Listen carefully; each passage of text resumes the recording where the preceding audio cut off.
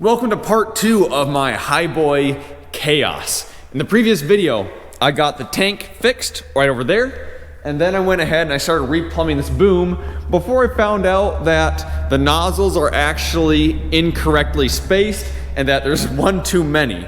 So I basically need to go in today and redo everything that I did in the last video.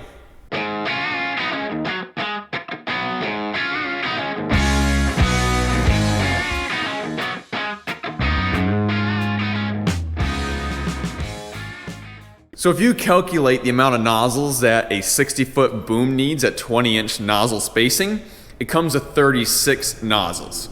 I have 37, which means that rather than starting my nozzles in the middle, I need to start 10 inches off to either side. So I basically replumbed this entire side of the boom. I need to redo that, and I did probably half of this side. So basically what I'm going to do here today is start taking this all apart, remove the center nozzle, and then start shifting everything over 10 inches this direction.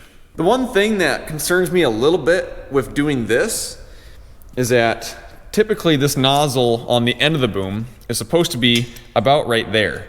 Now it's going to get moved to roughly here. So there's going to be an extra 10, 11 inches of the boom hanging outside the last nozzle, which is susceptible to hitting stuff.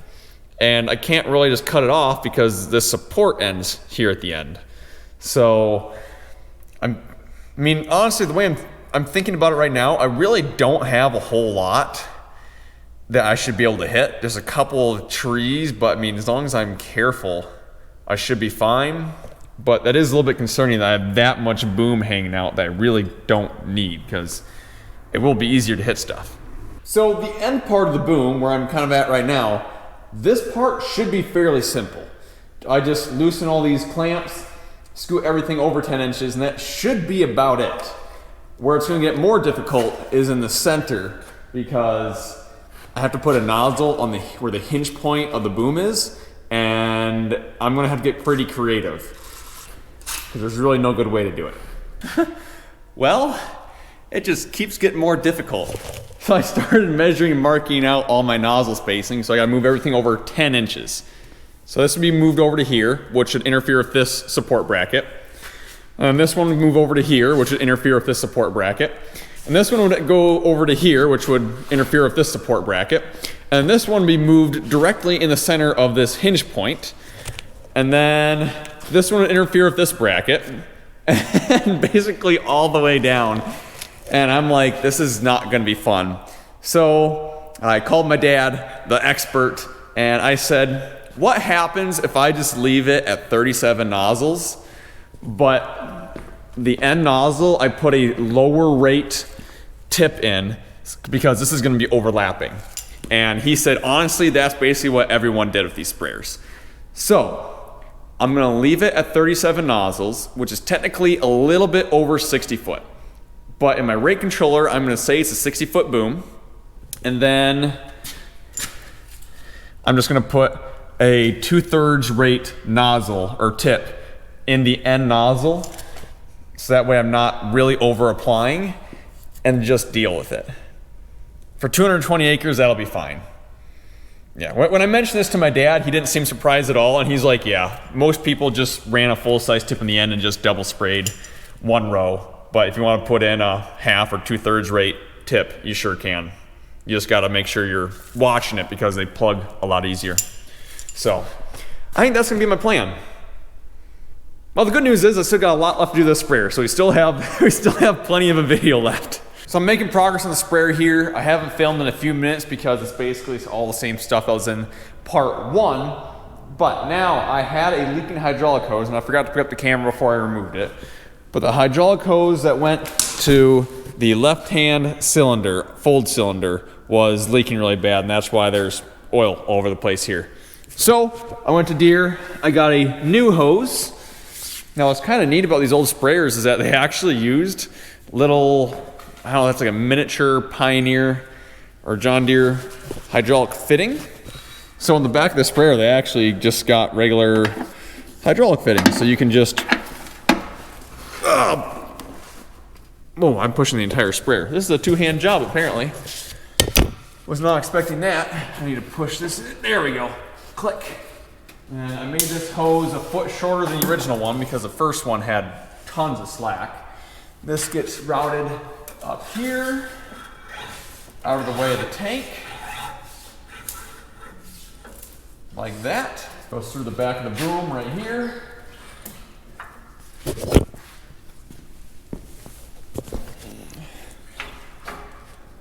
And then it just kind of runs up and along to right here. There we go. Look at the condition of the rest of these hoses. I'm guessing I'm definitely going to have more hoses blow in the future, but I'm going to cross that bridge when I come to it because it's like 100, this one hose, which is this tiny little hose, is like 110 bucks by itself. Now that hose has been leaking for a while, so I'm going to check hydraulic oil level, and it actually looks pretty good. Let me go grab a paper towel and double check that.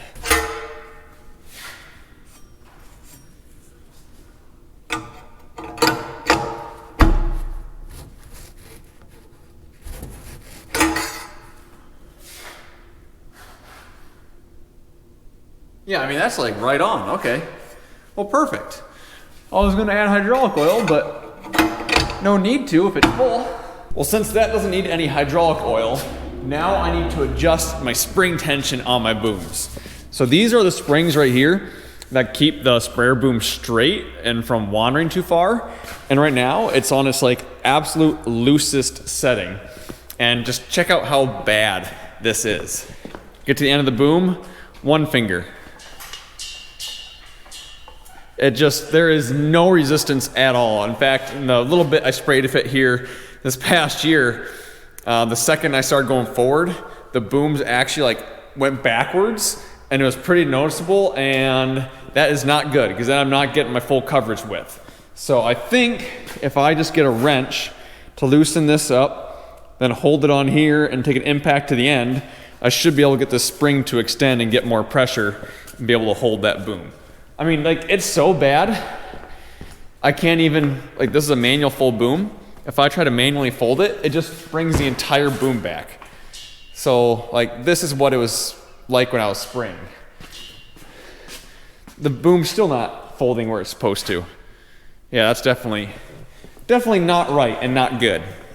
So the one thing that I don't think many people think about with springs is that they're actually pretty dangerous. So I'm gonna put my safety glasses on. I don't think they're gonna protect me from this thing slap me in the face at 100 miles per hour, but we'll see, I guess. Can I break this jam nut free?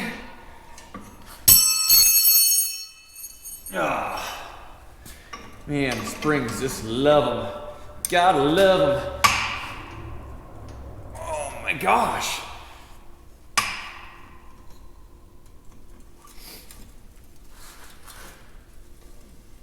Whew. I actually have a headache from how hard I was pushing that. Wow. Oh, did that break it? Oh, it did, look at that. Okay. Now we're gonna tighten this a long ways. A nice long ways.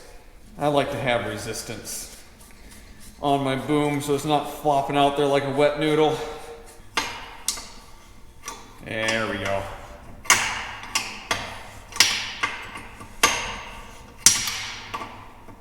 I couldn't get a very good angle in with the impact, so we're just gonna wrench it. Might be a few minutes. Got it nice and tightened. I still have a little bit of distance that I could use, but you can see the spring is a lot more taut than it was before I started. And now, when I start pulling the boom back,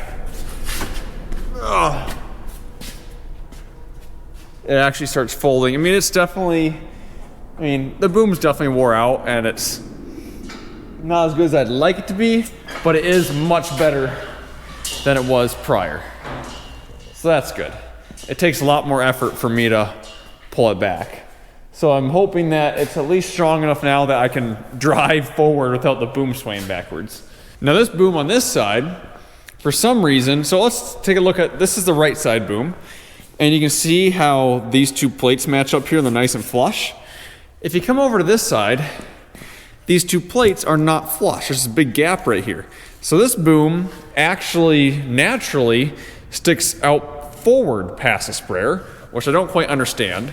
And I don't really have access, I don't really have a way to get my sprayer straight to the welder today, but sometime this spring, I would like to put in a little plate right in here.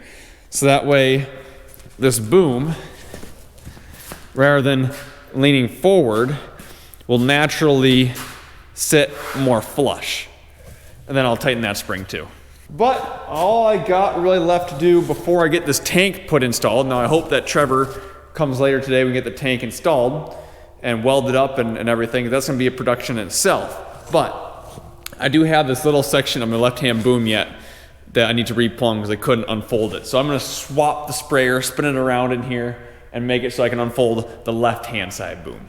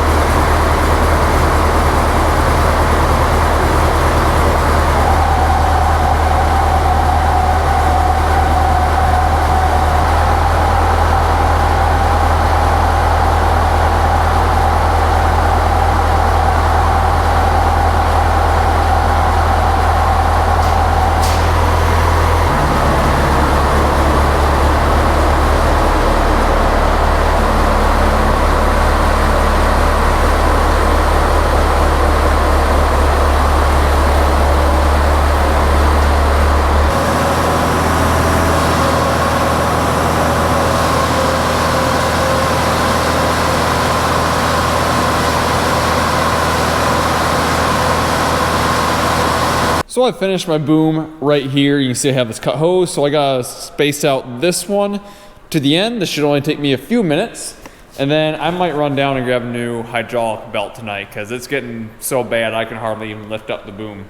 Well, here's something I've never seen before. A fitting wrapped in duct tape. I'm guessing it's gonna be broken when I take this duct tape off. I don't know why else you would wrap it in duct tape. What in the heck?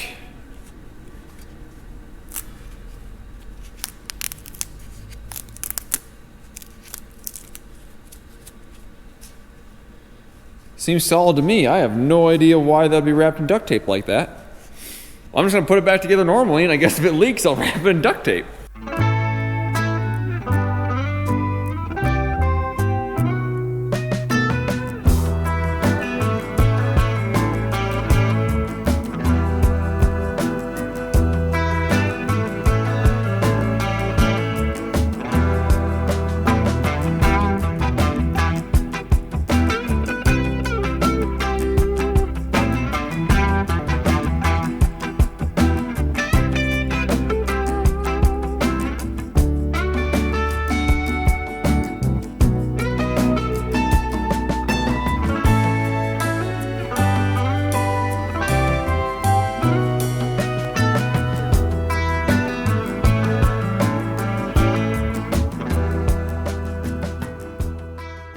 Couple days have gone by and we got the tank welded. Trevor welded this up for me and I kind of put some primer on it and didn't do the full things. I don't have any tape or anything. But I leave for vacation very soon. I just want to get this tank back on the sprayer so that way I can get stuff hooked up, spray some antifreeze through it, and get it parked back outside. I can worry about painting and sanding and stuff come springtime when it's warm outside and I can do it, well, outside.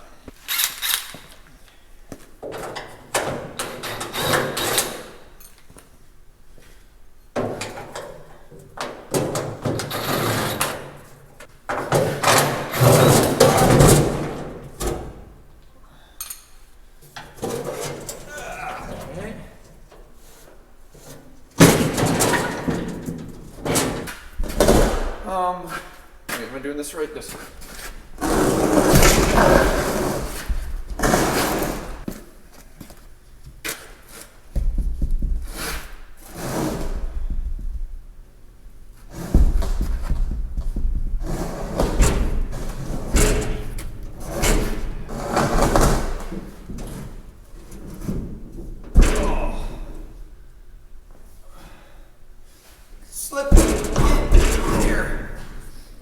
pain in the butt.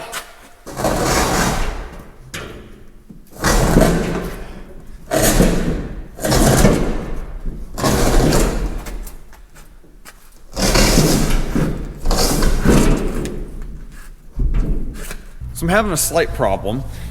When I was working on this in the last video, this side kept really flopping down. And it looks like I actually bent it right here pretty bad. And now it doesn't want to properly go over the side of the tank. So I'm gonna have to find ways to force it to come over and then bolt it down. And then hopefully it'll straighten that out over time once I start putting weight in the tank. But it's gonna be a pain in the butt here for the next however long it takes me to get this back on the tank.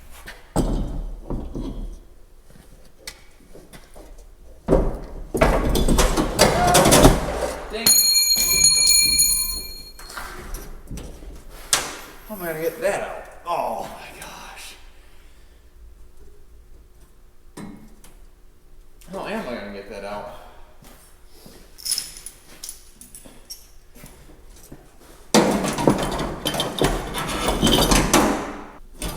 There we go. I think I'm persuading it.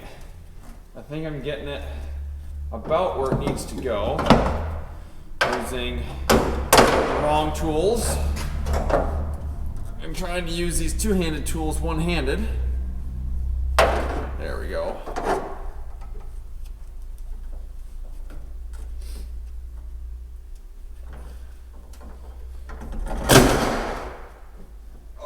Okay.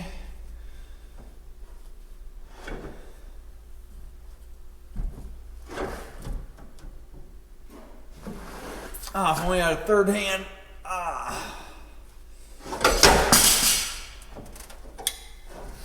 Well, I'm getting it there though. Kind of bending it slowly, I guess. Well, my camera battery died and I forgot to bring spares, but I got the tank all put back in its saddle, got everything bolted down, and for the most part, I believe I am ready to put it back in the sprayer. I got everything ready to go here. I guess I could get this strap down, but I got the boom up in the air. I'm clear to bring it right in and place it right inside there. Okay. The grand maneuver. Okay, now try going forward. Okay, stop.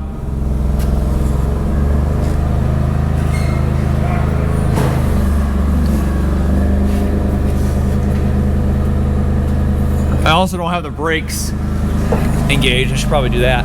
Sit ahead.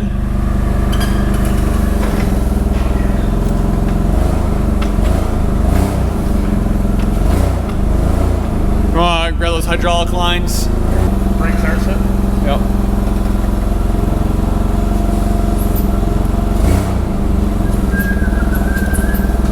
Side shifted to the right.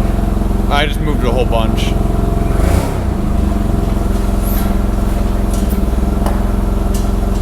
Typically these tanks just slide right on, and I remember the old Highboy, I did this by myself one day when you were on vacation, but this one is a little bit trickier.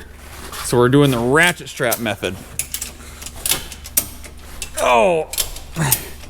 So I think you need to go on the other side. Do yours at the same time. There we go. Trying to move it.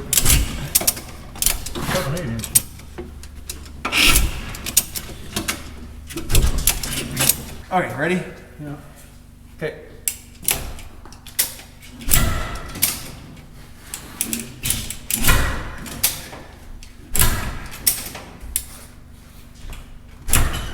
One more.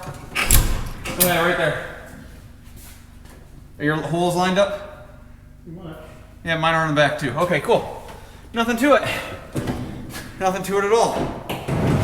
Whew, so now the tank's on, I'm gonna get all the plumbing hooked up because this sprayer has not been properly winterized yet. And it has been inside during all of this really cold weather we've had lately. So I'm gonna get all the plumbing hooked up. I got a bunch of antifreeze I can dump in the tank. Quickly, just pump it through the system, shut it off, and that way I can get it put away for the season, but I do have quite a bit of plumbing here left to do.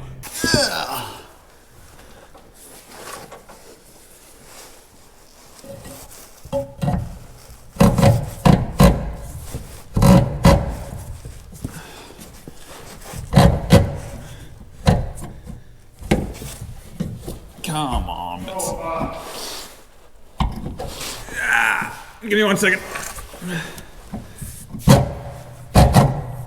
Yes. There we go. So this is the suction hose. This hose is connected straight to the pump. So the pump sucks all the liquid down here through the sump. And now on the other side of the sump, this is the fill hose. So up on top, I'm a highway here, I'll grab it quick. So this is a fill hose. So this will connect to the other side of the sump. And then this right here bolts up here where the tank connects. So that way when I'm filling the sprayer, I can back the sprayer up to my trailer, hook my fill hose right here, and then start filling the tank. Okay. And this goes right here. If I can start getting it threaded in. Yes.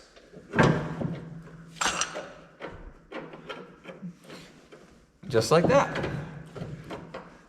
These threads are kind of rusted. I should probably clean them off a bit. But yeah, that goes like that. It actually works pretty good.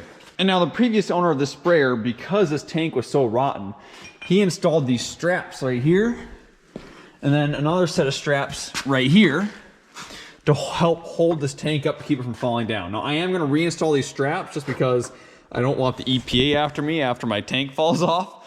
So even though I did reinforce it a bunch, I'm still gonna put these straps on. Not gonna hurt anything. However, I'm not gonna tighten them all the way up until I get water in this thing and get full weight in it. Because if I tighten it up now really tight while it's empty and then I put a bunch of weight in it, it might not quite sit correctly. So I wanna get this thing full water and then form this metal a little bit more because I deformed it a bit. So get the weight in it, hopefully the metal forms the tank a little bit, then tighten the straps, and then empty it from there. So I'm gonna attach everything, but I'm not gonna tighten anything until this next spring when I actually fill it up for the first time. What I don't understand is I haven't added anything here. Why is it not reaching like it did earlier? I guess I just gotta loosen the strap up a little bit. There we go, now it'll reach. There we go. That's on. And now this hose is hanging right here. This is the outlet of the pump. So the pump pumps out, it goes through this hose and up to the flow meter, the filter, the butterfly valve, and the control valves. So this goes underneath here, kind of wraps around and gets tucked up there like that. And then it just gets attached to this hose barb right here. Just like that. Get the hose clamp up here. Okay, now I just gotta tighten that. And lastly, we got agitation, which just connects this little hose barb to this one right here in front of the tank. So when the pump is turned on and the boom is turned off, the water needs somewhere to go. So this is an agitation valve which helps release pressure, and then it also agitates the tank. So when I start filling a tank, once I get so much water in it, I turn on the pump and I let it start agitating. So when I add the chemicals, there is a constant circulation in the pump, and you make sure all your chemicals get mixed in thoroughly. So this just needs a little 5/8 inch hose from there to there. Okay, got 10 gallons of antifreeze.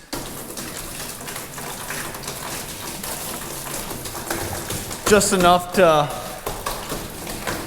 turn the pump on,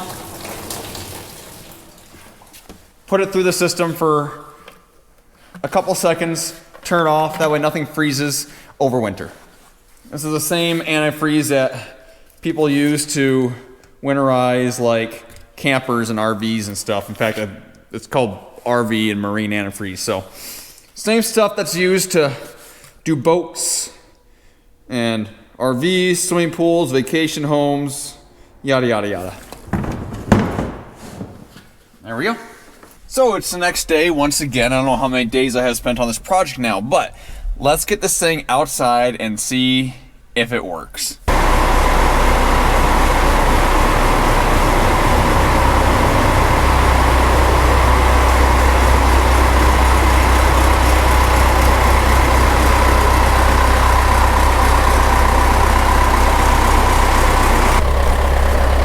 Okay, now I don't have any of the pressure things on the nozzle, so if I do get any through the booms, it's just gonna kind of piddle out the side, which I'm trying not to get much through the booms at all. I know the booms are dry because I took all the hosing off and put it all back on. And I don't want to spray a bunch of RV antifreeze on the ground, which technically RV antifreeze, I mean, it's meant to be flushed out and stuff, and it's supposed to be a little bit more environmental friendly, but I just need to get it through the tops of the system. This is the stuff right here I'm worried about. I'm worried about the flow meter, the rate butterfly valve, and all three of my section control valves. Because these things are expensive to replace, and they are fragile and electronic. So if you get water in there and then it freezes, bad things can happen. Too bad these sprayers don't have a heat option, just a cooling option. Okay, so I got a rate controller in here. Oh, it's completely reset. That's fantastic. Okay, if I turn the pump on. Oh, I push it down. There we go. And I rev it up a little bit. And I flip all the booms on, hit the master on. I eventually should see something coming out the booms. There we go. And shut it off. Perfect. That's all it's needed.